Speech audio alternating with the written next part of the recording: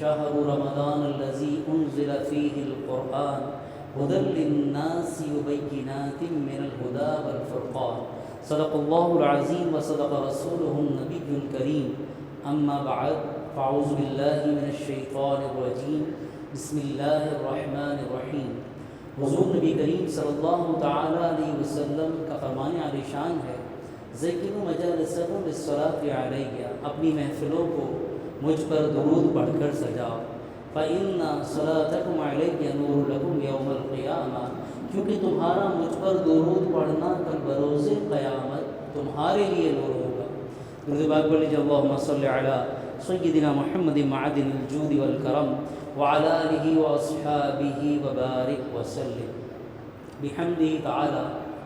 آج کی تراویح میں 18ویں پارے کا بقیہ نصف اور 19ویں پارے کا ثلث تلاوت کیا گیا، یعنی سورہ نور کا بقیہ حصہ، سورہ فرقان، سورہ شعراء اور سورہ نمل کی ابتدائی رکوع کی تلاوت ہوئی۔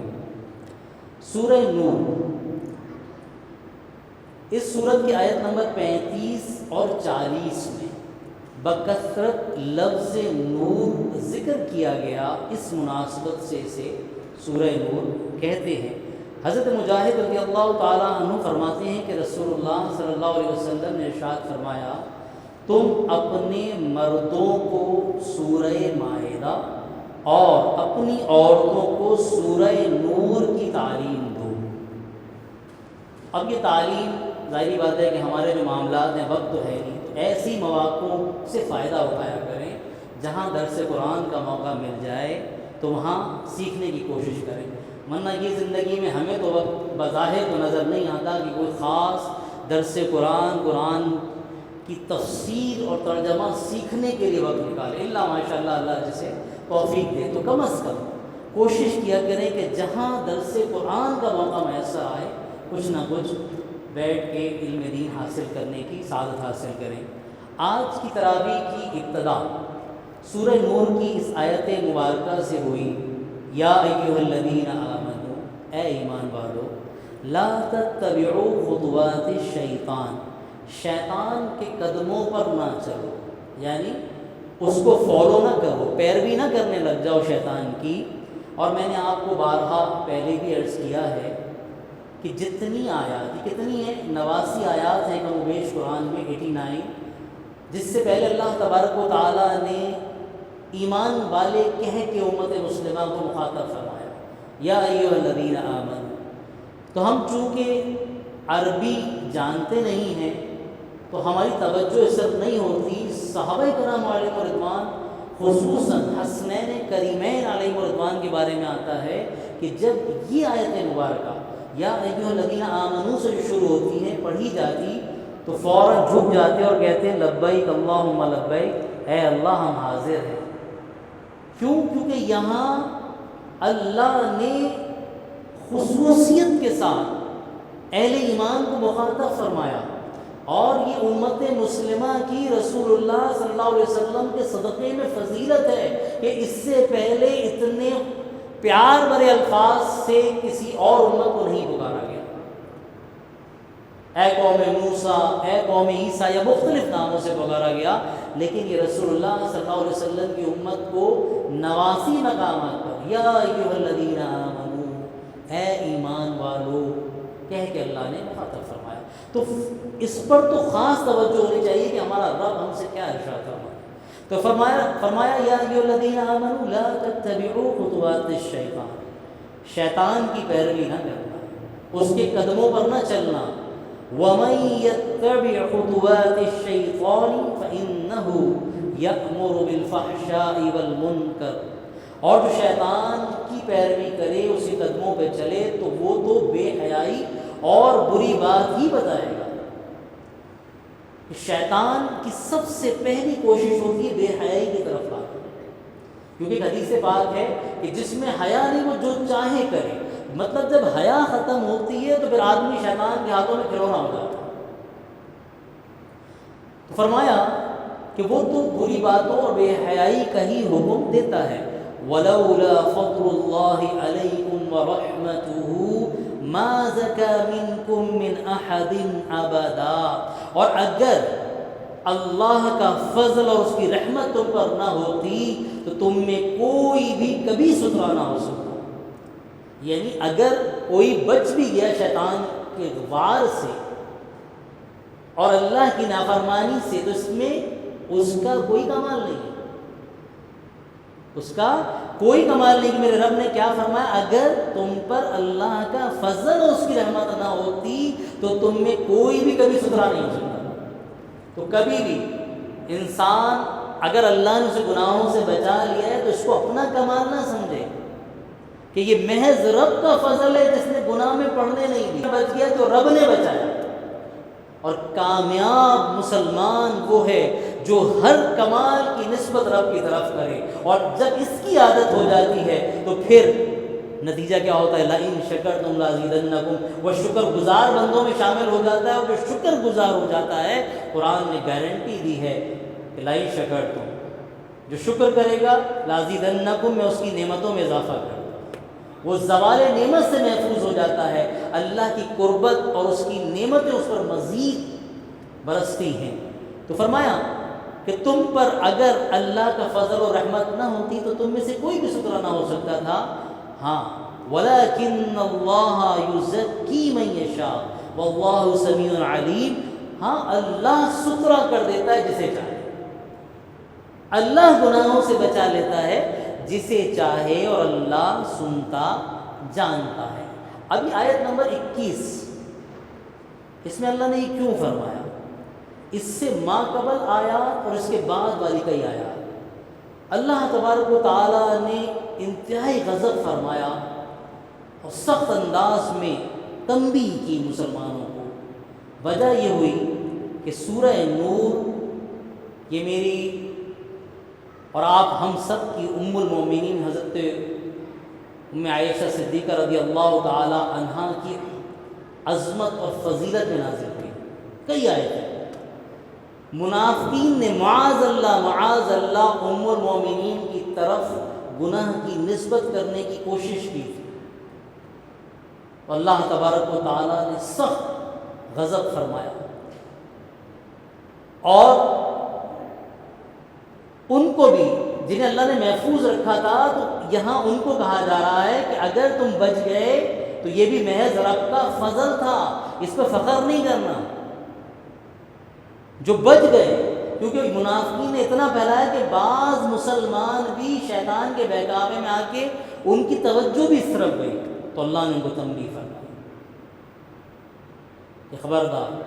اور یہ میرے آقا علیہ السلام اور آپ کی آل و جمی اہل بیت کی شان ہے کہ جب کسی بدبخت نے انگلی اٹھائی یا زبان درازی کی کوشش کی تو میرے آقا کو خود جواب نہیں دینا پڑا، اللہ نے جواب دیا۔ تو سورہ نور میں بھی آیت نمبر 11 سے کئی آیات ام المومنین رضی اللہ تعالی عنہا کی پاکیزگی میں اللہ تبارک و تعالی نے نازل فرمائی۔ اور یہ یاد رکھیے، یہ امہات المومنین رسول اللہ صلی اللہ علیہ وسلم کی جو ازدواج طیبات ہیں، یہ مومنین کی مائیں ہیں۔ کیوں؟ قرآن نے کہا ہے، قرآن نے کہا، اللہ تبارک و تعالیٰ کا ارشاد ہے، النبی اولا بالمؤمنین من انفسہم، یہ نبی مسلمانوں کا ان کی جان سے زیادہ مالک ہے۔ یاد رکھیے، ہم آزاد نہیں ہیں، ہم بکے ہوئے ہیں، کاش آقا ہمیں قبول کر لیں، کھوٹے سکے وہیں چلتے ہیں۔ تو اللہ نے فرمایا النبی اولا بالمؤمنین من انفسہم، یہ نبی مسلمانوں کی ان کی جان سے زیادہ مالک ہیں، یعنی مکمل تصرف کا اختیار ہے۔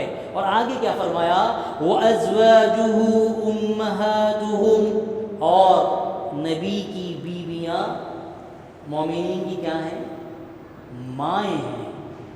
خدا کی قسم میں کہتا ہوں، ہم نے اپنی ماؤں کو تو لوگوں کے کہنے سے پہچانا ہے نا، ہم تو ہوش میں نہیں تھے نا کہ ہماری ماں ہے، کس نے؟ لوگوں نے بتایا، لیکن رسول اللہ کی ازدواج ہماری مائیں ہیں، یہ اللہ نے بتایا ہے،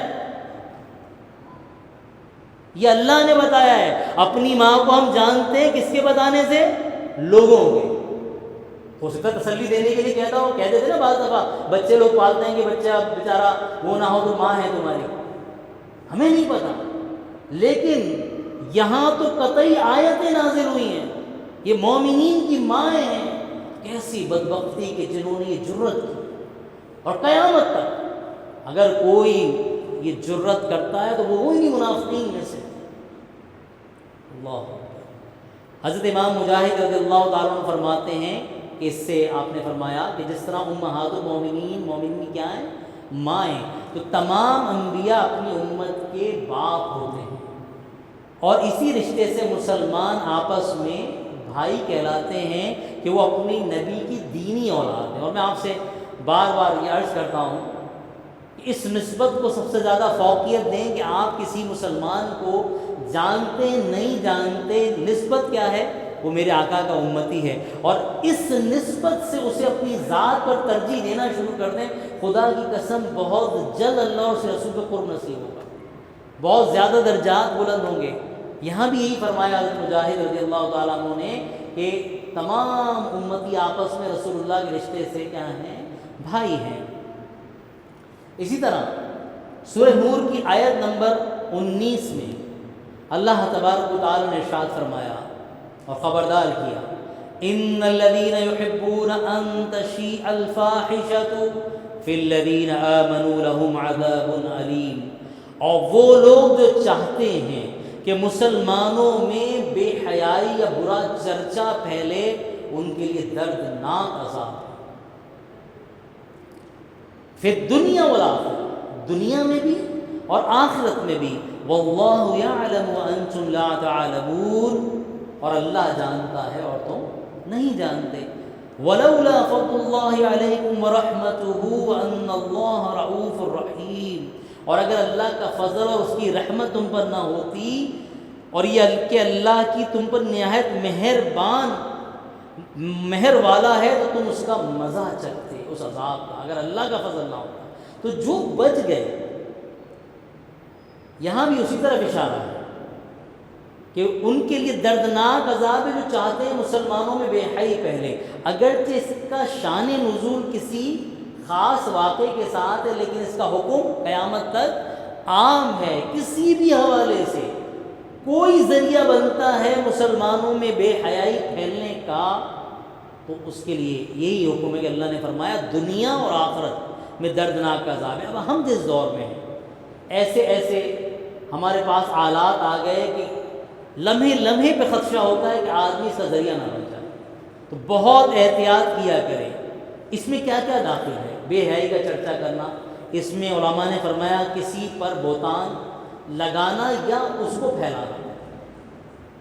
اب آپ دیکھ رہے ہیں, آپ نہیں جانتے کہ بات سچ ہے یا نہیں ہے. اب سوشل میڈیا کے آنے کے بعد کیا ہوا ہے, گلی گلی میں صحافی بیٹھا ہوا ہے, گھر گھر میں صحافی بیٹھا ہوا ہے. اب ہوتا کیا ہے کہ ہمیں نہیں پتا کہ جو اس نے خبر بیان کی ہے یہ حق ہے یا نہیں, اور ہم کیا کرتے ہیں, اس کو شیئر کر دیتے ہیں, لائک کر دیتے ہیں, کمنٹس پاس کر دیتے ہیں, لہٰذا وہ آگے بڑھی.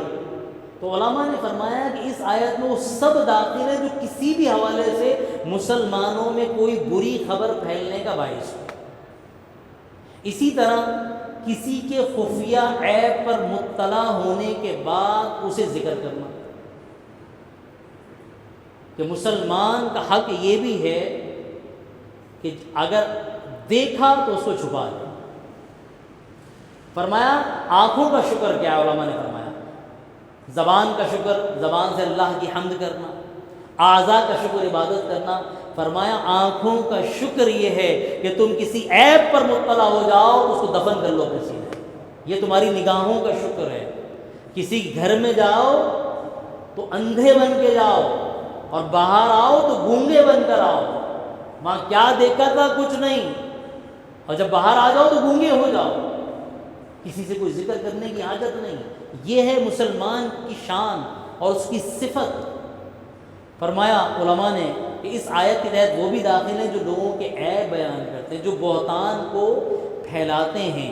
اسی طرح حرام کاموں کی ترغیب دینا, ایسی کتابیں لکھنا, شائع کرنا اور تقسیم کرنا جن میں موجود کلام سے لوگ گمراہی یا کفر کی طرف مبتلا ہوں۔ فحش تصاویر اور ویڈیوز بنانا، بیچنا اور انہیں دیکھنے کے ذرائع مہیا کرنا۔ اب یہ آج کل یہاں بچے اور نوجوان بیٹھے ہوئے ہیں کہ غور کیجیے، یہ لوگوں نے آسان روزی کمائی کا ذریعہ سمجھ لیا ہے کہ اس سے جلدی جلدی شاید یہ ویڈیو وائرل ہو جائے گی اور اس کو ریویوز ملنا شروع ہو جائیں گے اور کمائی اور انکم کا ذریعہ بن جائے گا۔ اللہ کا حکم یاد رکھیے کہ جو لوگ مسلمانوں میں کسی بھی قسم کی فحشی بے حیائی پھیلانے کا باعث بنتے ہیں، ان کے لیے دنیا اور آخرت میں دردناک عذاب۔ تو 2 ٹکوں کے لیے، سستی شہرت کے لیے اپنے آپ کو برباد کرنا، اپنی آخرت برباد کرنا کہاں کی عقل مندی ہے؟ اللہ تبارک و تعالی ہم سب کو اس سے محفوظ فرمائے۔ اسی طرح آگے اللہ تبارک و تعالیٰ نے اہل ایمان کی ایک صفت بیان کی کہ مسلمان کیسے ہوتے ہیں۔ رجال، وہ مرد لا تلہیہم تجارت ولا بیع عن ذکر اللہ واقام الصلاۃ وایتاء الزکاۃ، وہ مرد جن کو تجارت، کاروبار، خرید و فروخت اللہ کے ذکر اور نماز قائم کرنے اور زکوٰۃ دینے سے غافل نہیں کرتے۔ یعنی مرد وہی ہے، باقی سب دعوے دار ہیں مردانگی کے۔ مرد کون ہے؟ اللہ نے فرمایا رجال، مرد کون ہے؟ جس کی مصروفیت تجارت، نوکری، خرید و فروخت، کوئی چیز نہ اس کو اللہ کی یاد سے غافل کرتی ہے، نہ فرائض و واجبات سے غافل کرتی ہے، نہ نماز چھوڑتی ہے، نہ وہ زکوٰۃ میں ڈنڈی مارتا ہے۔ یہ ہے مرد کی حالت۔ مسلمان مرد کیسا ہوتا ہے؟ تو اگر خدا نخواستہ ہم میں کمی ہے تو کوشش کیجیے کہ وہ مرد بنے جو اللہ اور اس کے رسول کو پسند ہے۔ آگے فرمایا یخافون یوما تتقلب فیہ القلوب والابصار، وہ اس دن سے ڈرتے ہیں، مرد وہ اس دن سے ڈرتے ہیں جس میں دل اور آنکھیں الٹ جائیں گے، یعنی محشر کا دن، وہ اس کو پیش نظر رکھتے ہیں۔ ہم سننا بھی نہیں چاہتے۔ اللہ مردوں کی تعریف، مسلمان مردوں کی تعریف کر رہا ہے کہ جن کی تجارت، مصروفیت انہیں یاد الہی سے غافل نہیں کرتی، ان کی نمازیں نہیں چھوٹتی، ہمیشہ یوم محشر، ڈے آف ججمنٹ، قیامت ان کے سامنے رہتی ہے۔ اب ہم اگر اپنا محاسبہ کریں تو ہمارا تو شادی بیاہ، چھوٹی سی محفل، دوستوں کی گیدرنگ، نماز چھوڑوا دیتے۔ یعنی ایمان کا کوئی کمزور درجہ ہونا تو شاید ہم اس سے بھی نچلی سطح پہ اللہ نہ کرے، ہمارے معاملات ایسے کہ کوئی ایک چھوٹی سی مصروفیت، سب سے پہلے میں اللہ کی یاد سے غافل ہوتا ہوں، سب سے پہلے فرض چھوٹتا ہے۔ یاد رکھیے، اس آیت مبارکہ سے یہ بھی سمجھیے کہ تجارت، خرید و فروخت فی نفسہ مال برا نہیں ہے عند اللہ۔ برا کب ہو جاتا ہے؟ ہر وہ شے دنیا کی تعریف میں شامل ہے جو یاد الہی میں رکاوٹ بن جائے۔ اور اگر کوئی کماتا ہے، لاکھوں کروڑوں کماتا ہے، بہترین تاجر ہے، اور اس کے مال، دولت، بنگلے، اس کی یاد الہی میں، فرائض و واجبات میں رکاوٹ نہیں بنتے، تو یہ دنیا نہیں ہے، یہ دنیا نہیں ہے، یہ اس کی آخرت کی کامیابی میں اس کا معاون ہے۔ جیسے حضرت عثمان غنی رضی اللہ تعالیٰ اور دیگر صحابہ کرام جو پیش رہتے تھے، اپنا مال پیش کرتے تھے دین کی خدمت کے لیے۔ تو سمجھ لیجئے کہ دنیا کیا ہے جس کی برائی بیان کی جاتی ہے، جو مذموم ہے وہ ہے۔ اس آیت مبارکہ کی روشنی میں سمجھیے کہ جو کیا کرے، وہ تجارت، وہ مصروفیت، وہ خرید و فروخت جو فرائض و واجبات سے غافل کر دے، جو زکوٰۃ سے غافل کر دے، صدقات سے غافل کر دے۔ اگر ایسا نہیں ہے تو یہ وہ ہے جو اللہ نے دعا میں ہمیں سکھایا، ربنا آتنا فی الدنیا حسنہ، دنیا میں ہی بھلائی عطا فرما، وفی الآخرۃ حسنہ۔ تو یہ بھلائی ہے دنیا کی اگر اس کی تجارت، اس کا مال اس کو یاد الہی سے غافل نہیں کرتا۔ تو دنیا محلوں میں رہنے کا نام نہیں، نہ ترک دنیا جھونپڑیوں میں رہنے کا نام ہے۔ اگر کوئی محلوں میں رہ کے فرائض و واجبات کا پابند ہے تو وہ دیندار ہے، اور کوئی جھونپڑیوں میں رہ کے، کچی مٹی کے مکان میں رہ کے، نہ طہارت کا پتہ، نہ نماز کا پتہ، اور جو آپ دیکھتے رہتے ہیں عموماً یہی ہے نا۔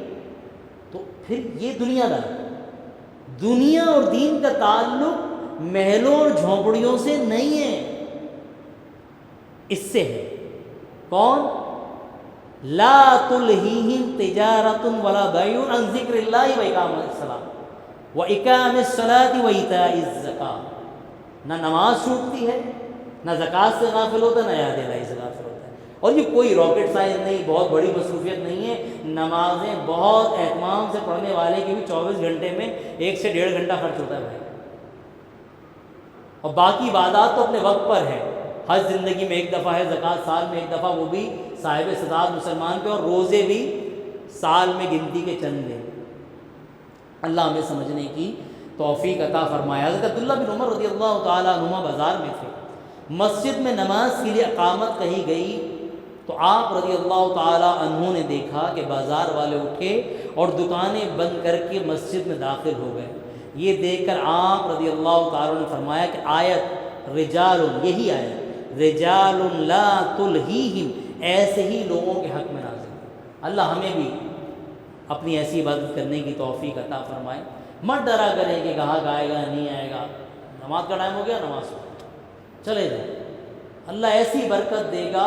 برکت کا تعلق کثرت سے نہیں ہے، کثرت ہو برکت نہ ہو تو کثرت کام نہیں آتی، قلیل ہو لیکن برکت ہو تو یہ محتاج نہیں ہوتا۔ تو برکت کا تعلق کثرت اور قلت سے نہیں ہے، اللہ کی رحمت سے ہے۔ حضرت عبداللہ بن مسعود رضی اللہ تعالیٰ عنہ فرماتے ہیں کہ میں نے رسول اللہ صلی اللہ علیہ وسلم سے سوال کیا، اعمال میں اللہ کے نزدیک سب سے زیادہ محبوب کیا ہے، پسندیدہ کیا ہے؟ آپ نے فرمایا وقت کے اندر نماز ڈال۔ تو نمازوں میں کوئی چوائس نہیں ہونی چاہیے۔ جس طرح میں اپنے آپ سے پوچھتا نہیں ہوں کہ کپڑے پہن کے نکلوں کہ نہیں، کھانے میں ہاں یا نہ کا آپشن اپنے آپ کو نہیں دیتا، کپڑے بدل کے نکلنے میں اپنے آپ کو آپشن ہاں یا نہ کا نہیں دیتا، تو فرائض میں بھی ایسے ہی پختہ ہو جائیے کہ اس میں سوال ہی نہیں ہونا چاہیے کہ ابھی یا بعد میں، نہیں تو اذان ہو جائے تو اور کوئی کام ہی نہیں ہے۔ اور اس کے لیے سب سے پہلی عادت بنائیے وضو کرنا، باوضو رہنا، اور اس کے لیے عادت بنائیے کہ منہ دھونے کا لفظ زندگی سے نکال دیجئے۔ صبح اٹھیے، چاہے اسکول جا رہے ہیں، کالج جا رہے ہیں، نوکری پہ جا رہے ہیں، کام پر جا رہے ہیں، دکان پہ جا رہے ہیں، وضو کر لو۔ بچوں کو بھی آپ نے اسکول کے لیے تیار کرنا ہے، بولے وضو کر لو۔ فرق کیا ہے؟ بات تو وہی ہے، منہ دھلا لیکن باوضو ہو گیا تو اس کا نیکیوں کا میٹر اسٹارٹ ہو گیا، اور جو باوضو رہتا ہے الحمدللہ وضو کی برکت سے نماز چھوڑنے کا دل ہی اس کا خود نہیں کرتا۔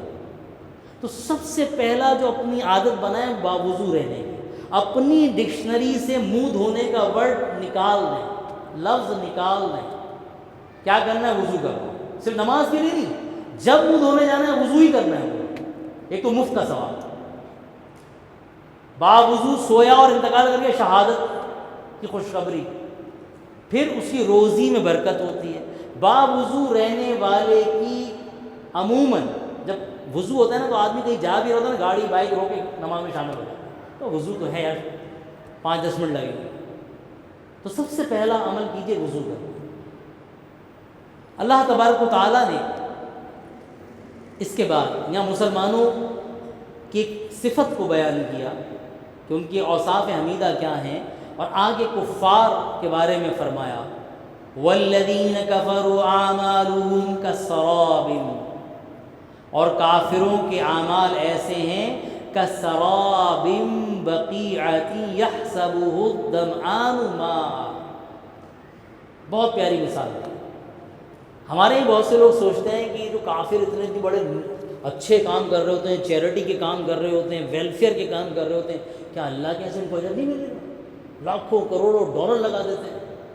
اس آیت میں اللہ نے فرمایا اور کافروں کے اعمال ایسے ہیں جیسے کسی بیابان میں دھوپ میں پانی کی طرح چمکنے والی ریت ہو، پیاسا آدمی اسے پانی سمجھتا ہے، حتیٰ اذا جاءہ لم یجدہ شیئا ووجد اللہ عندہ فوفاہ حسابہ۔ فرمایا یہاں تک کہ جب وہ اس کے پاس آتا ہے، پانی سمجھ کے بھاگتا ہوا آتا ہے تو اسے کچھ بھی نہیں پاتا، اور وہ اللہ کو اپنے قریب پائے گا تو اللہ اسے اس کا پورا حساب دے گا۔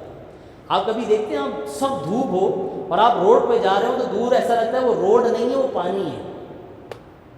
کبھی سخت دھوپ میں جب سورج کی فل تپش ہوتی ہے نا تو آپ کسی ریت کو دیکھیں یا سڑک کو دیکھیں تارکول کو دیکھیں تو وہ آپ کو ایسا لگے گا دور سے پانی پڑا ہوا ہے.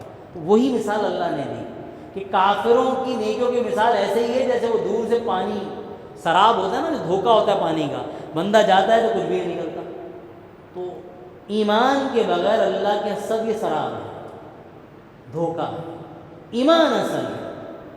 اور جس کے پاس ایمان ہے کوئی کروڑوں اربوں ڈالر خرچ کر دے لیکن مومن نہیں ہے تو یہ ہے. اور اللہ نے اگر ایمان کی دولت عطا کر دی تو کسی کی راستے سے کانٹا اور پتھر بھی ہٹا دے درجات بلند ہو جاتے ہیں.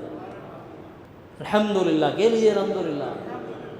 یہ ایمان کوئی چھوٹی دولت نہیں ہے. کوئی ایمان والا نہیں ہے اربوں ڈالر خیرات کر دے اور ایمان والا کسی کے راستے سے کانٹا یا پتھر ہٹا دے, اللہ کی بارگاہ میں یہ مقبول ہے.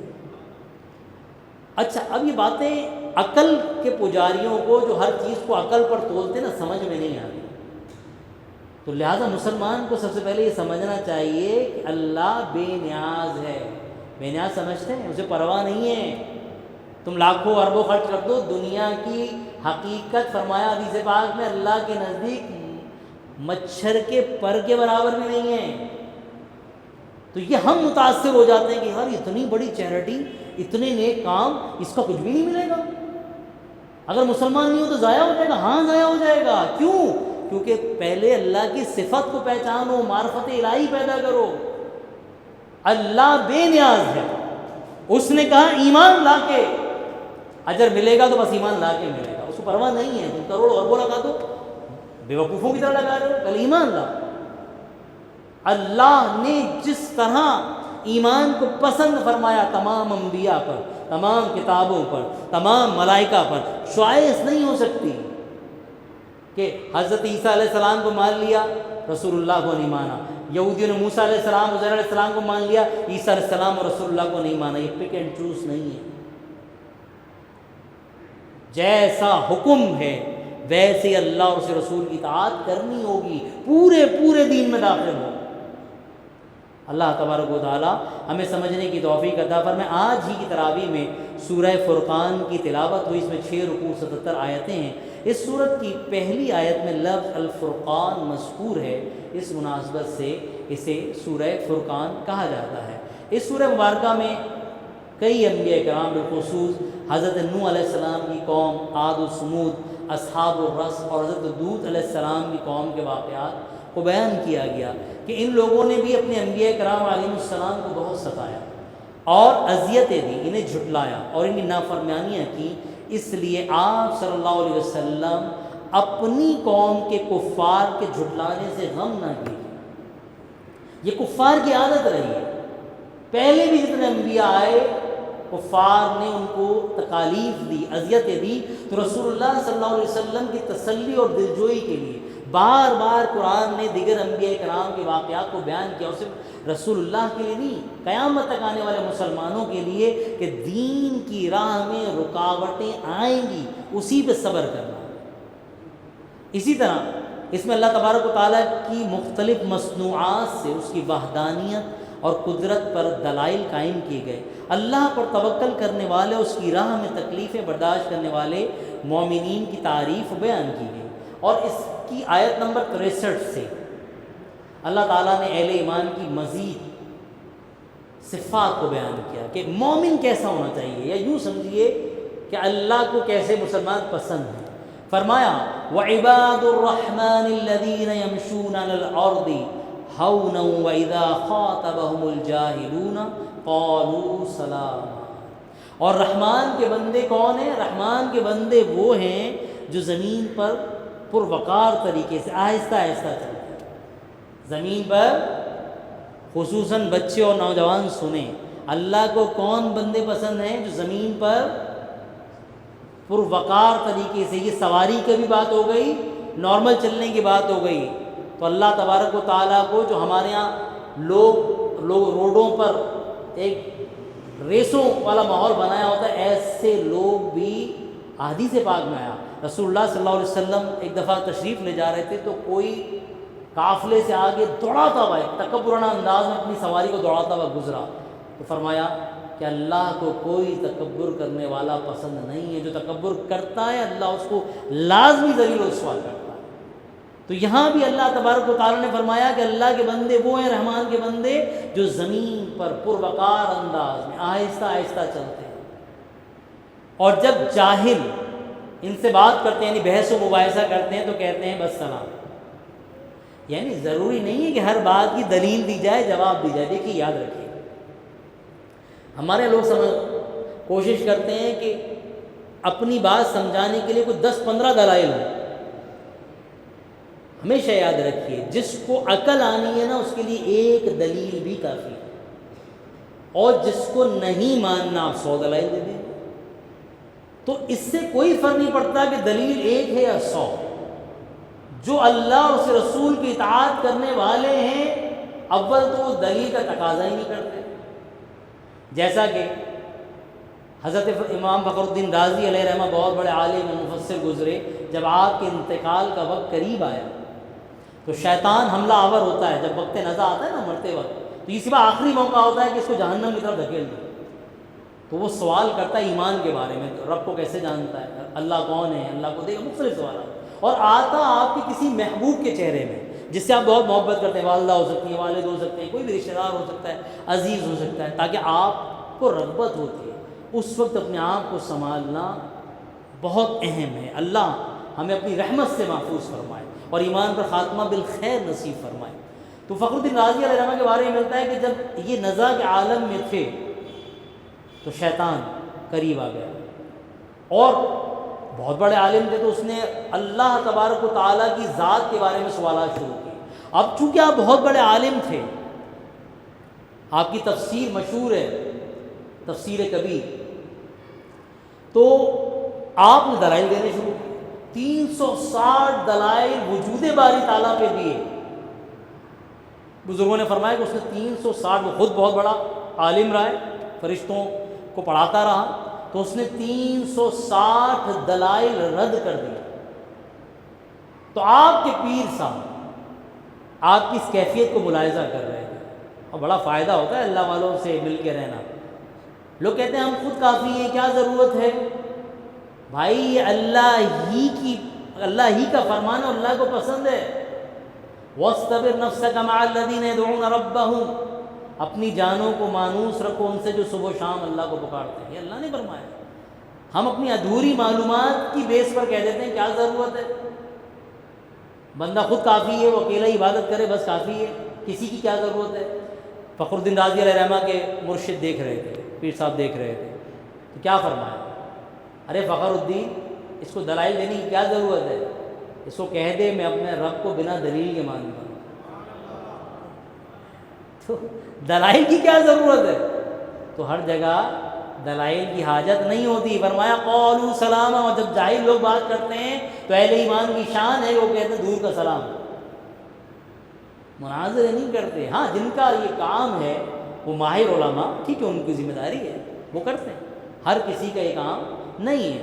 پھر اللہ تبارک و تعالیٰ نے مزید اوصاف اہل ایمان کے بیان فرمائے، وَالَّذِينَ يَبِيتُونَ لِرَبِّهِمْ سُجَّدًا وَقِيَامًا، اور وہ جو اپنے رب کے لیے سجدے اور قیام کی حالت میں رات گزارتے ہیں، یعنی تہجد۔ تو کوشش کریں رمضان میں تو اس برکتوں کو پالیں، سحری میں کم از کم 2 رکعت پڑھ لیں۔ آگے فرمایا وَالَّذِينَ يَقُولُونَ رَبَّنَا اصْرِفْ عَنَّا عَذَابَ جَهَنَّمَ إِنَّ عَذَابَهَا كَانَ غَرَامًا، اور وہ جو عرض کرتے ہیں ہمارے رب ہم سے جہنم کا عذاب پھیر دے، بے شک اس کا عذاب گلے کا پھندا ہے۔ اللہم اجرنا من النار، اللہم اجرنا من النار، اللہم اجرنا من النار۔ آگے فرمایا انها ساءت مستقرا ومقاما، بے شک وہ بہت ہی بری ٹھہرنے اور قیام کرنے کی جگہ ہے جہنم۔ اور میرے آقا علیہ السلام نے فرمایا کہ رمضان میں 4 باتوں کی کثرت کرو، لا الہ الا اللہ کی کثرت کرو، استغفار کی کثرت کرو، اور 2 کا سوال اللہ سے بہت زیادہ کرو، جنت کا سوال کرو، جہنم سے پناہ مانگو۔ تو یہاں بھی اللہ نے اہل ایمان کی شان بیان کی کہ وہ اللہ سے جہنم سے پناہ مانگتے ہیں۔ والذین اذا انفقوا لم يسرفوا ولم يقتروا وكان بین ذلک قواما. اور اہل ایمان کون ہیں؟ وہ لوگ کہ جب خرچ کرتے ہیں تو نہ حد سے بڑھتے ہیں اور نہ کنجوسی کرتے ہیں، نہ تنگی کرتے ہیں، اور ان کے دونوں کے درمیان اعتدال میں رہتے ہیں. ہماری شریعت کا حسن کیا ہے؟ اعتدال، افراط و تفریط سے بچنا، زیادتی اور کمی سے بچنا. تو خرچ کرنے میں بھی اللہ نے فرمایا نہ بہت زیادہ، کہ ایسا بھی نہیں خرچ کر دو، اتنا بھی مت لٹا دو، چاہے صدقہ و خیرات ہو، اتنا بھی نہیں کہ خود محتاج ہو جاؤ، اور نہ ایسا کہ بالکل کنجوس ہو جاتے ہیں. اچھا، اس کا بزرگوں نے اعتدال کا ایک خوبصورت طریقہ بتایا کہ راہ خدا میں کھل کے خرچ کرو. جیسا کہ جو فرض و واجب مالی عبادتیں ہیں، کیا؟ زکوٰۃ، صدقہ، حج، کھل کے کرو. مباح معاملات، زندگی کے دیگر معاملات جو ہوتے ہیں جو نہ گناہ ہے نہ ثواب، ان میں درمیانی خرچ کرو، اور گناہ اور ناجائز معاملے بالکل ہاتھ روکو. یہ ہے اعتدال. اللہ کی راہ میں کھلا خرچ کرو. مباح کام جو گناہ نہ ثواب آپ کی ضرورتیں ہیں تو اس میں درمیانے رہو، نہ بہت زیادہ اوپر جاؤ نہ بہت نیچے جاؤ. اعتدال. اور گناہ اور ناجائز کام میں آپ کی ایک پھوٹی کوڑی بھی نہیں جانی چاہیے. اگر آپ نے گھر میں کیبل اور نیٹ لگوایا ہے اور اس کا برا استعمال ہو رہا ہے تو سوچ لو، تمہارا پیسہ ہے اور ناجائز کاموں میں استعمال ہو. اشاعت فاحشہ اگر اس سے ہو رہی ہے تو جو سربراہ ہے اور خرچہ کر رہا ہے وہ ذرا نظر رکھے کہ میرا پیسہ ناجائز معاملات میں تو استعمال نہیں ہو رہا. تربیت کرے اپنے اولاد کی کہ بیٹا تو خود بھی پھنسے گا، اپنے باپ کو بھی مروائے گا. تو یہ کب ہوتا ہے کہ جب بچوں سے آپ دوستی بنائیں، ان کو اپنا دوست بنا لیں، اس سے پہلے کہ دوسرے برباد کر دیں. تو فرمایا والذین اذا انفقوا لم یسرفوا ولم یقتروا وکان بین ذلک قواما. وہ لوگ جب خرچ کرتے ہیں تو حد سے نہ بڑھتے ہیں نہ تنگی کرتے ہیں، اور دونوں کے درمیان اعتدال سے رہتے ہیں. والذین لا يدعون مع اللہ الہا آخر ولا یقتلون النفس التي حرم اللہ الا بالحق ولا یزنون. اور وہ جو اللہ کے ساتھ کسی دوسرے معبود کی عبادت نہیں کرتے اور اس جان کو ناحق قتل نہیں کرتے جسے اللہ نے حرام فرمایا ہے. وَمَن يَفْعَلْ ذَلِكَ يَلْقَ أَثَامًا. اور نہ بدکاری کرتے ہیں اور جو یہ کام کرے گا وہ سزا پائے گا. يُضَاعَفْ لَهُ الْعَذَابُ يَوْمَ الْقِيَامَةِ وَيَخْلُدْ فِيهِ مُهَانًا. اس کے لیے قیامت کے دن عذاب بڑھا دیا جائے گا اور ہمیشہ اس میں ذلت سے رہے گا. الا، مگر اگر غلطی ہو گئی ہے، الا من تاب وآمن وعمل عملا صالحا فاولئک یبدل اللہ سیئاتہم حسنات وکان اللہ غفورا رحیما. کیا یہ خوشخبری سنائی بھائی؟ بتقاضائے بشریت آدمی سے اگر غلطی ہو گئی تو فرمایا مگر جو توبہ کرے اور ایمان لائے اور اچھا کام کرے تو پھر صرف معاف ہی نہیں ہوتا، بلکہ فرمایا یبدل اللہ سیئاتہم حسنات. اللہ اس کی برائیوں کو نیکیوں سے بدل دے گا. تھے گناہ، کل قیامت میں دیکھے گا نیکیاں لکھی ہوں گی. اللہ اور اللہ بخشنے والا مہربان ہے. اس سے ایک بڑا پیارا واقعہ روایتوں میں ملتا یاد آ گیا کہ ایک بندے کے، ایک مسلمان کے قیامت کے دن نامہ اعمال سنانے کا وقت آئے گا تو اب ڈرے گا اور کہا پڑھ، تو جلدی جلدی اپنے نامہ اعمال میں چھوٹے چھوٹے گناہ پڑھے گا، چھوٹی چھوٹی غلطیاں، بڑے بڑے چھپاتا جائے گا. حکم ہوگا کہ اس کے گناہوں کو نیکیوں سے بدل دیا. اب کہا کہ یا اللہ میرے باقی ہیں، ابھی تو اور بہت سارے باقی ہیں. یعنی رحمت پہ پھر ایسا جوش آئے گا، بولے اللہ میرے اور گناہ تو رہ گئے، میں نے تو ابھی پورے نہیں پڑھے.